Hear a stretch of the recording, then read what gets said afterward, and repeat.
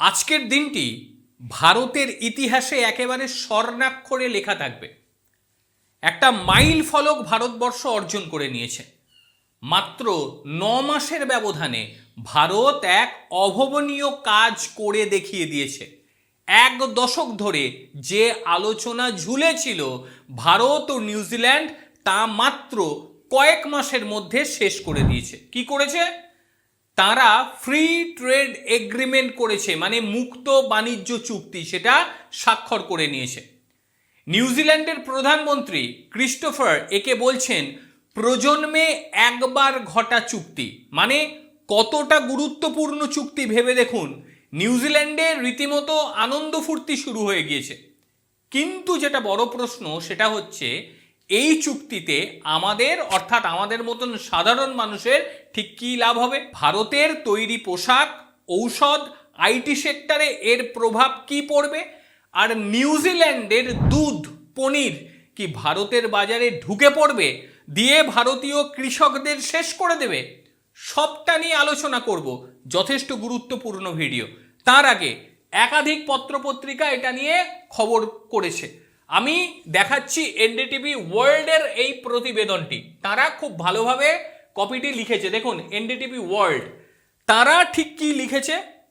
তারা যেটা লিখেছে সেটা হচ্ছে India New Zealand link once in a generation pact, all you need to know. অবশ্যই জানা দরকার। কি লিখেছে? Indian New Zealand free trade agreement, the pact amid to double bilateral trade to about $5 billion over the next 5 year. বুঝতে পারলেন? 5 billion হবে next 5 ইয়ারে। বিরাট ব্যাপার। ভারতের জন্য এটা একটা বিরাট ব্যাপার। আর এটা নিয়ে অনেকে দেখবেন অনেক রকম কথাবার্তা বলছে, কিন্তু সবটা জানা থাকলে তাদের ভুলভাল কথায় ভোলা যাবে না। কারণ ভোটের সময় দেখলাম অনেকে এলেন উড়ে টুড়ে, তারপর কত ভুলভাল বক্তব্য। মানে এরা সাধারণ মানুষকে বোকা ভাবে, যে যা বলবে সাধারণ মানুষ সেটাই শুনবে। এবার একটু পটভূমিটা জেনে নিই। এখানে একটা মজার বিষয় আছে, জানেন তো?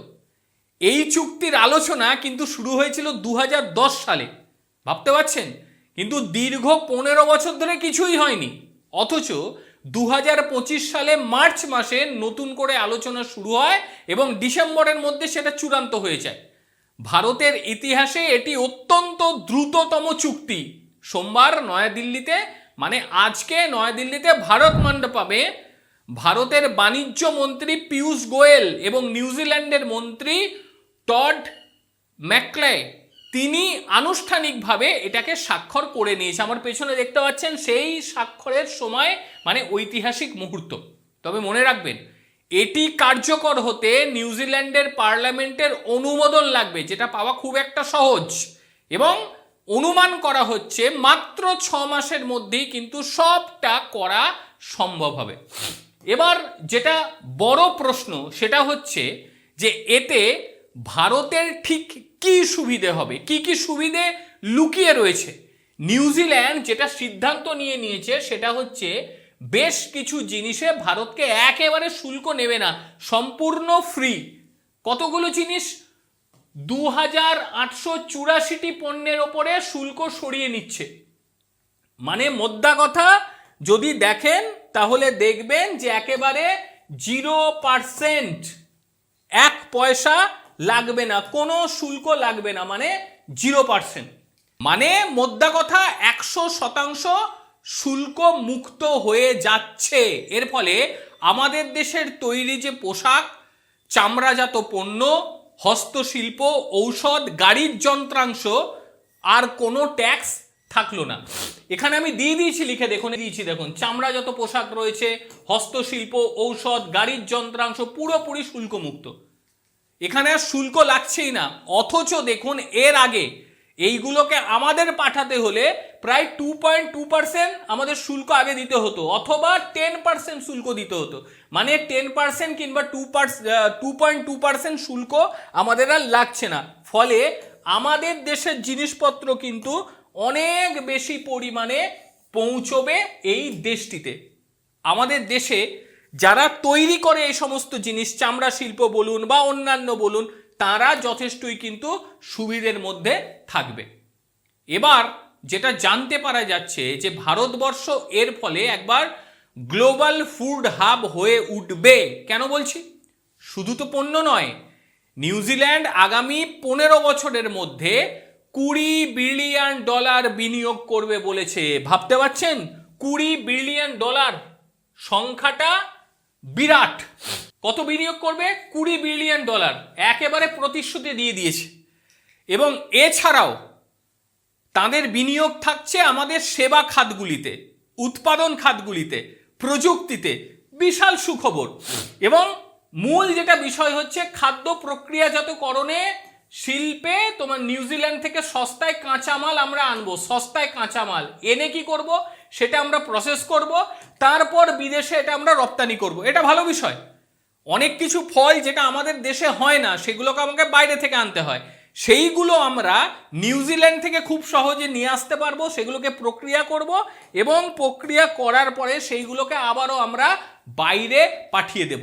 এর থেকে বড় কিছু হতে পারে না। মানে ভারতবর্ষ আগামীতে গ্লোবাল ফুড হাব হিসেবে নিজেদেরকে গড়ে তুলবে। আরও বড় খবর রয়েছে, সেটা হচ্ছে আমাদের কর্মসংস্থান বাড়ছে। যারা বিদেশে কাজ করতে চান বা পড়াশোনা করতে চান তাদের জন্য সুখবর। এই চুক্তির আওতায় 5,000 ভারতীয় পেশাজীবী, দেখতে পাচ্ছেন এখানে আমি দিয়ে দিয়েছি অলরেডি, দেখুন 5,000 ভারতীয় পেশাজীবী তারা এবার থেকে বিদেশে যেতে পারবে। এরকম 5,000 পেশাজীবী, তাদের ভিসার ব্যবস্থা করা হবে। একই সঙ্গে প্রায় 1,000 যুবক যুবতী তারা ওয়ার্ক অ্যান্ড ইলেট ভিসার সুবিধে পাবে। তাদেরকে ভিসা দিয়ে নিয়ে যাওয়া হবে খুব সহজে। অর্থাৎ বোঝা যাচ্ছে যে কতটা সুবিধে ভারতের হতে চলেছে। এবং এছাড়াও আইটি সেক্টর, স্বাস্থ্যসেবা এবং ইঞ্জিনিয়ারিং খাতে প্রচুর মানুষ নিউজিল্যান্ডে যেতে পারবে। অর্থাৎ নিউজিল্যান্ডের যাওয়ার যে রাস্তা সেটা অনেকটা চওড়া হয়ে গেল। নিউজিল্যান্ডে ঠিক কি লাভ হচ্ছে সেটা তো আপনি বুঝতে পারছেন, কিন্তু যেটা বড় প্রশ্ন আমাদের প্রত্যেকের মনে আসবে, এটা নিয়েই কিন্তু অন্যান্য রাজনেতারা যাদের দেশের কথা চিন্তা করে না তারা মানুষকে ভুল বোঝাবে, সেটা হচ্ছে দুগ্ধ শিল্প। আপনারা সবাই জানেন যে নিউজিল্যান্ডের দুগ্ধ শিল্পের নাম রয়েছে, কিন্তু ভারতবর্ষ নিউজিল্যান্ডকে কি কি ছেড়েছে, মানে তারা আমাদের দেশে কি কি পাঠাতে পারবে। তারা পশম পাঠাতে পারবে, মানে লোম, ভেড়ার লোম, কাঠ, কয়লা, বিভিন্ন ফল পাঠাতে পারবে, বিভিন্ন ফল পাঠাতে পারবে যে ফলগুলো আমাদের এখানে হয় না। বিরাট বাজার তারা আমাদের কাছ থেকে পারবে। এইবার অনেকের প্রশ্ন আসতে পারে বা আসবে, নিউজিল্যান্ডের সস্তার দুধ বা দুগ্ধজাত পণ্য কি আমাদের দেশে ঢুকে পড়বে এবং আমাদের দেশের যারা খামারি তারা তো ক্ষতিগ্রস্ত হবে তাহলে। কিন্তু এখানে ভারতবর্ষ অত্যন্ত বুদ্ধিদীপ্ত কাজ করেছে। দুগ্ধজাত পণ্য, পেঁয়াজ, চিনি, মশলা, ভোজ্য তেল, এই সমস্ত সংবেদনশীল জিনিস এগুলো চুক্তির বাইরে রেখেছে। অর্থাৎ এইগুলি নিউজিল্যান্ড থেকে আমাদের দেশে ঢুকবে না। আমাদের দেশের কৃষকরা থাকবে একেবারে সুরক্ষিত। ভারত কেবল কাঁচা মাল আনবে সেখান থেকে এবং সেইগুলো আনার পরে আমাদের দেশে প্রসেসিং হবে, প্রসেসিং হয়ে বাইরে আমরা পাঠিয়ে দেবো। ভেড়ার লোম আসবে, মাংস আসবে, এগুলো তো দরকার। এবার যেটা সব থেকে বড় বিষয়টা হলো এই যে এত বড় আলোচনা হলো এবং তার ফলে চুক্তি হয়ে গেল, এর ফলে আগামী 5 বছরে ভারতে অনেক কিছু পরিবর্তন হতে চলেছে। নিউজিল্যান্ডের বাণিজ্য প্রায় দ্বিগুণ হয়ে যাবে। একটু আগেই বললাম কত বিলিয়ন ডলারের তারা বিনিয়োগ করবে ভারতে। ভারতে তো বিনিয়োগ হবে, আর ভারতে বিনিয়োগ হলে পরে ভারতের যারা সাধারণ মানুষ আছে তারাও লাভবান হবে, ভারতের চাকরি বাড়বে। নিউজিল্যান্ডের সঙ্গে আমাদের বন্ধুত্ব তো আগেই ছিল, আরও বাড়বে। আপনাদের ঠিক কি মনে হয় বলুন তো? এই যে ফ্রি ট্রেড এগ্রিমেন্ট নিউজিল্যান্ডের সঙ্গে আমরা করলাম, এতে আর কোন কোন সেক্টরে আমরা লাভবান হব? অবশ্যই আপনারা আপনাদের মতামত জানাবেন। আর তারই সঙ্গে আমি আজকে এখনই বলে দিচ্ছি যে কিছু রাজনেতা এটা নিয়ে ভুল বোঝাবেই, আর বিশেষ করে তারা কৃষি ক্ষেত্রকে হাতিয়ার করে ভুল বোঝাবে। তাদের ভুল বোঝানোতে কখনো মাথা নত করবেন না। যেটা দেখবেন নিজে চোখে দেখবেন। যাই হোক, আজকের ভিডিও আপনাদের ঠিক কীরকম লাগলো অবশ্যই বলবেন। একই সঙ্গে যদি এই ভিডিওটি ভালো লেগে থাকে আপনাদের, তাহলে অবশ্যই একটা লাইক করবেন, শেয়ার করবেন, সাবস্ক্রাইব করবেন। প্রত্যেকে ভালো থাকবেন, সুস্থ থাকবেন। আবারও দেখা হবে অন্য কোনো দিন অন্য কোনো ভিডিওতে। ততক্ষণের জন্য নমস্কার, সবাই ভালো থাকবেন।